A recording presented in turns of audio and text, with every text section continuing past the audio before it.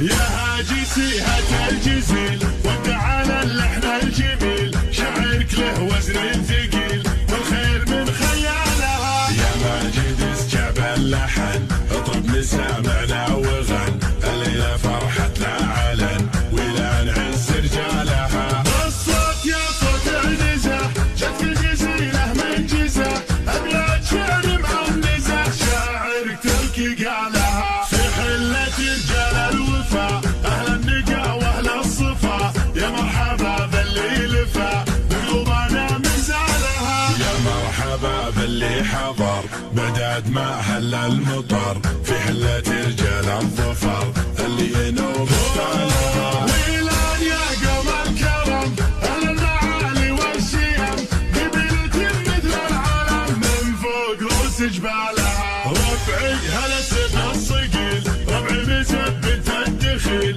ولا لا شب الفتيل تطع على عيالها. اسقر بالجو اعتلت واسمع لا من انزلت، بالمجد دايم جملت شيبها ويلها. يا وين منه ضدنا يسعد منه حدنا، ما فيه منه ردنا يا من جهلت افعالها. من ماضي العهد القديم نطع ابليس الرجيم، واللي جهل فينا غشيم افعال قبل اقوالها. تاريخنا يشهد لنا يوم النحاس فوقنا، ذي قارية جهل بنا تحكي لكم ابطالها. احنا الجنوب الشمال افعالنا مثل الجبال، ويلان يا عز الخصال اللي يظل جالها. واليوم في ظل السعود حكام للدولة اسود، حنا لهم درع جنود يا ويل من هجالها. حنا جنود المملكة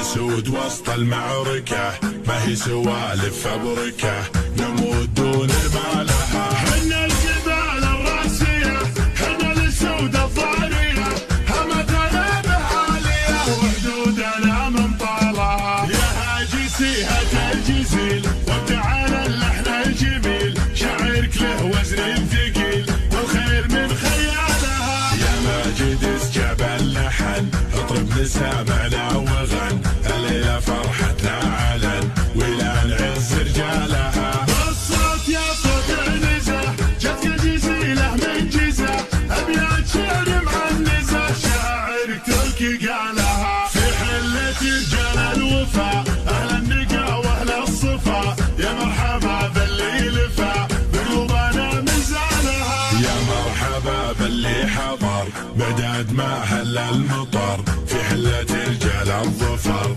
اللي ينوب ستالها. ويلان يا قوم الكرم أهل المعالي والشيم، قبيلة مثل العالم من فوق رؤوس جبالها. ربعي هلا سن الصقيل ربعي مثبت الدخيل، ولا لا شب الفتيل تطع على عيالها. اسقر بالجو اعتلت واسمع لا من انزلت، بالمجد دايم جملت شيبها ويلها. يا وين منه ضدنا يسعد منه حدنا، ما فيه منه ردنا يا من جهلت افعالها. من ماضي العهد القديم نطع ابليس الرجيم، واللي جهل فينا غشيم افعال قبل اقوالها. تاريخنا يشهد لنا يوم النحاس فوقنا، ذي قارية جهل بنا تحكي لكم ابطالها. احنا الجنوب الشمال